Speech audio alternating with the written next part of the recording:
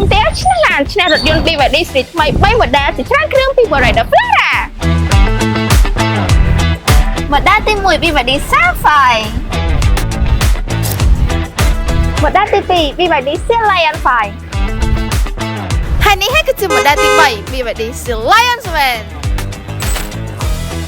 បងប្អូនកំពុងស្វែងរកគេហដ្ឋានដល់ផលិតបែបទាន់សម័យនិងផ្ដល់ក្តីសុខជូនគ្រួសារមែនអត់នេះគឺជាឱកាសពិសេសសម្រាប់បងប្អូនទស្សនិកជនទាំងអស់គ្នាគ្រាន់តែបងប្អូនចំណាយលើការក្នុងការទិញផ្ទះណាមួយនៅក្នុង Rider Flora នឹងទទួលបានសន្លឹកឆ្នោតរហូតដល់10សន្លឹកដើម្បីផ្សំសំណាងយន្តរថយន្ត BYD មួយគ្រឿងភ្លាម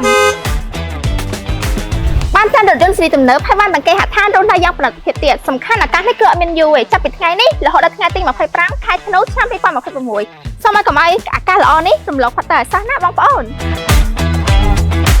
សម្រាប់ព័ត៌មានលម្អិតគឺបងប្អូនអាចទំនាក់ទំនងមកកាន់លេខទូរស័ព្ទនៅខាងលើនេះបានសូមអរគុណនិងសូមគោរពលា The Flora ប្រណិតភាពក្នុងការរស់នៅ